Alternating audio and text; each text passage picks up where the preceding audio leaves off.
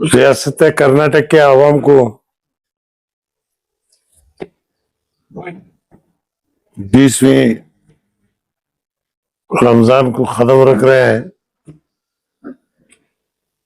आप तमाम को मुबारकबाद देता हूं कि अल्लाह तबारक व तआला ये रमजान पूरे इंसानियत के लिए बरकत और रहमत वाला महीना बने। ये रमजान जो है बिल्कुल कर्नाटक के लिए अच्छा है। जिस तरह रमजान में तमाम शयातीन को अल्लाह बंद करता है, तो उसी टाइम पर जो है वक्फ बोर्ड का इलेक्शन भी हुआ है। जितने शयातीन थे इस महीने की बरकत से पूरे के पूरे बंद हुए।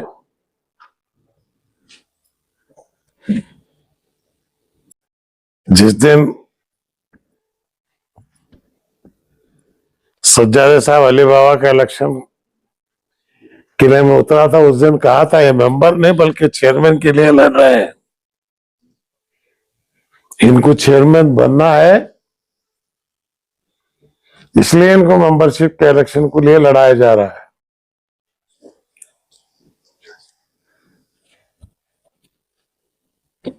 नॉमिनेट होके भी आ सकते थे, लेकिन हम लोगों ने खुद अली बाबा ने फैसला किया कि नहीं, आवाम की तरफ से चुन के आए और चुन के आए। इलेक्शन जो है हुआ और वो सदर हुए, तो मैं उनको मुबारकबाद देता हूं।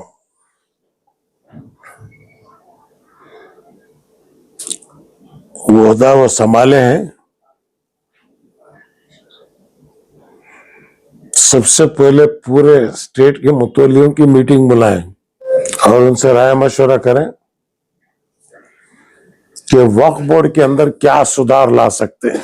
जो पहली बार करप्शन की जड़ जो है, करप्शन का कैंसर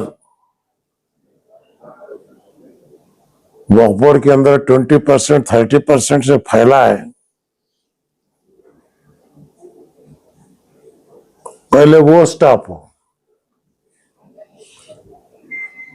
औकाफ के पैसे अगर किसी औकाफ इदारे को, मस्जिद को या खबरस्तान को जाते हैं, पूरे 100% उनके हाथ में ले और वहां का कंप्लीशन ऑफ वर्क, इसकी निगरानी को भी वक्फ बोर्ड करे। सिर्फ पैसे देना नहीं है, पैसे देने के बाद क्या वो पैसा वहां पे इस्तेमाल हुआ है या नहीं, इसकी अकाउंटेबिलिटी भी लेना बहुत जरूरी है। नंबर 2, जितने डिस्ट्रिक्ट वक्फ कमिटीज बने, मैं खुद स्टेट चेयरमैन साहब अली बाबा हाफिज कुरान है, नेक इंसान है। इन तमाम डिस्ट्रिक्ट कमेटियों का जायजा लें, जो अवाम नास के लिए, हक के लिए काम कर रहे हैं, ऐसी कमेटियों को रखें। बाकी कमेटियों को डिसॉल्व करके नए लोगों को लाएं। और चेयरमैन साहब वक्फ बोर्ड के अली बाबा ये भी समझ लें, वो सज्जादे हैं, लेकिन वक्फ बोर्ड की चेयरमैन का काम अलग नौइयत का है, सज्जादे की काम अलग नौइयत का है।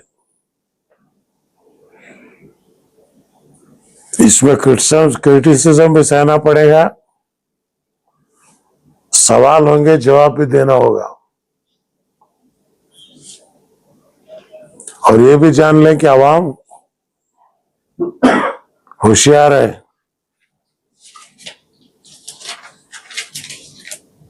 कौन क्या काम कर रहे हैं, अवाम इससे वाकिफ है। अवाम वाकिफ होने की वजह से ही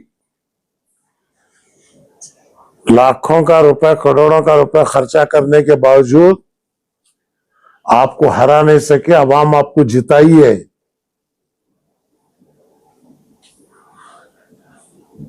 ये कौम की बेदारी इस बात को साबित करती है,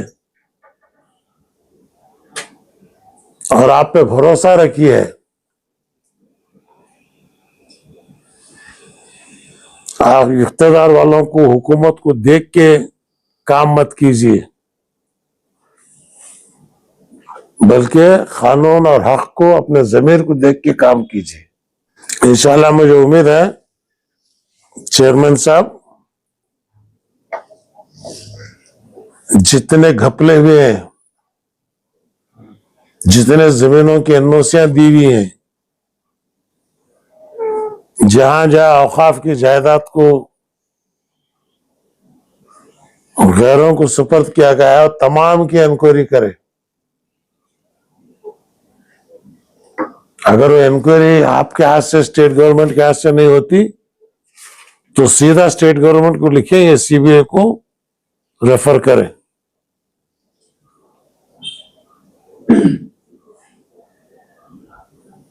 क्योंकि हक ना हक अवाम के सामने आना है। अब तक जो हुआ हुआ, आगे ये नहीं होना है, इसलिए अवाम आपको लाई है। और मैं रियासत के चीफ मिनिस्टर को और खरगे साहब को मुबारकबाद देता हूं। कांग्रेस के अच्छे कामों में वक्फ बोर्ड के मसले से जो फैसला किए हैं, वो सबसे अच्छा काम है। यही चीज आपको आगे चल के, जो आपने प्रॉमिस किया था इलेक्शन में, बजट में 10,000 करोड़,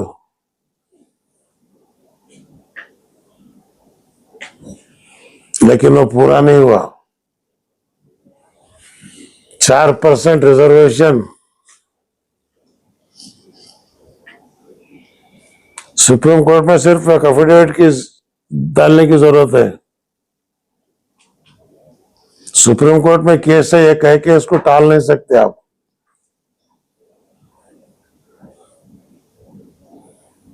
आपको कहना है यस, गवर्नमेंट जो पहला गवर्नमेंट का डिसीजन है वही होगा। और जो नोटिफिकेशन जो निकाले हैं 2B 2A, पूरे मुसलमानों को उससे एक्सक्लूड किए हैं। शेख नहीं, सैयद नहीं, पठान नहीं, मेहदिया नहीं, नवायत नहीं, फिर है कौन मुसलमान?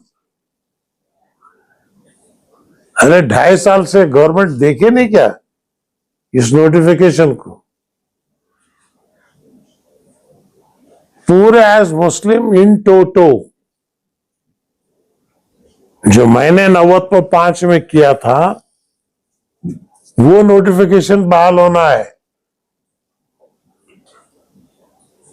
और जहां तक नदाफ, छप्परबंद, नालबंद, खुरैश, इनको जो है एक्स्ट्रा जो है एडिशनल रिजर्वेशन मिलना चाहिए, क्योंकि ये कैटेगरी अलग है, बिल्कुल पिछड़े पिछड़े वर्ग के लोग हैं ये।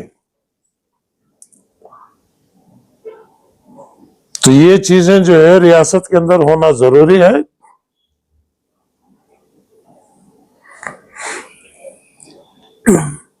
चार 4% रिजर्वेशन कॉन्ट्रैक्ट के अंदर दिए हैं, ये कोई बड़ी बात नहीं है। और मुसलमान एकदम बहुत खुश होने की जरूरत भी नहीं है,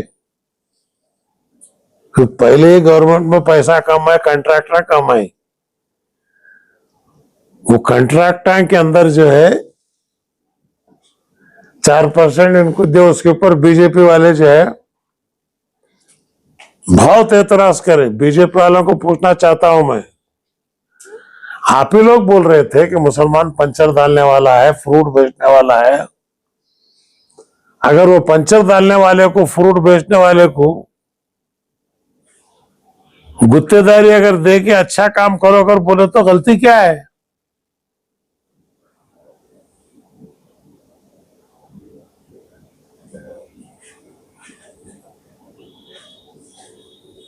और लोकसभा में उठाए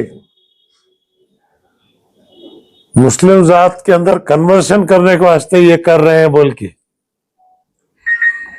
तो दलितों को जो दे रहे हैं सहूलत तो कन्वर्शन के लिए दे रहे हैं क्या? भाई बाबा साहेब अंबेडकर का संविधान बोलता है, हालांकि 1947 में बाबा साहेब अंबेडकर जो है मौलाना अबू कलाम आजाद को बोले कि आप रिजर्वेशन लो, ये मौलाना अबू कलाम आजाद की गलती थी कि उस वक्त रिजर्वेशन नहीं लिए, वो आज तक हम लोग भुगत रहे।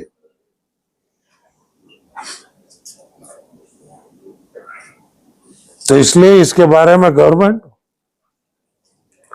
फौरन फैसला करें और अप्रैल के 10 तारीख से दोबारा मैं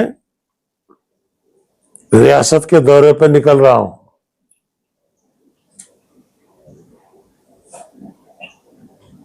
क्योंकि वक्फ बिल पार्लियामेंट में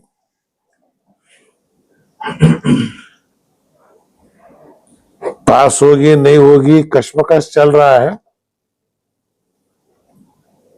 लेकिन इसमें पूरे मुल्क की आवाम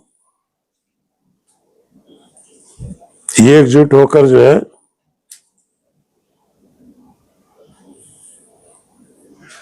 इसकी मुखालिफत कर रहे हैं। सुप्रीम कोर्ट है, कानून है,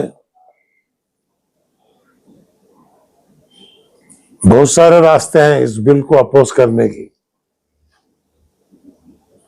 और आवाम से भी ये कहता हूं, ये बहुत चीजें 3 तलाक कर को हुआ, बहुत चीजें करे बीजेपी, आवाम घबराने की जरूरत नहीं है। हमारे मसाजिद और खबरस्तान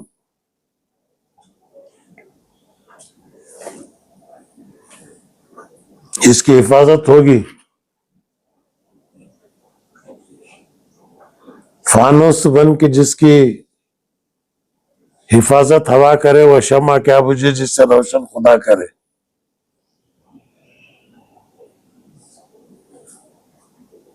कुदरती साथ है और हम लोग जिंदा हैं। इंशाअल्लाह इस जद्दोजहद में हिस्सा लेंगे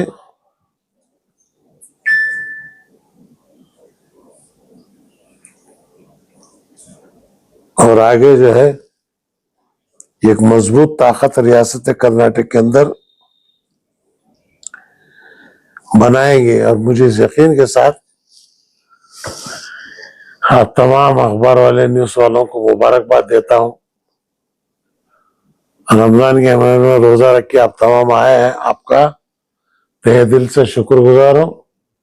इंशाअल्लाह आपका साथ, आपका ताउन, अभी लड़ाई काफी आगे बहुत है, उसमें आपका ताउन मिलेगा और हमारे ख्यालात का अवाम अन्नास के सामने तक पहुंचाएंगे। इस यकीन के साथ मैं आपका शुक्रिया अदा करता हूं। खुदा हाफिज, अस्सलाम वालेकुम, जय हिंद, जय कर्नाटक।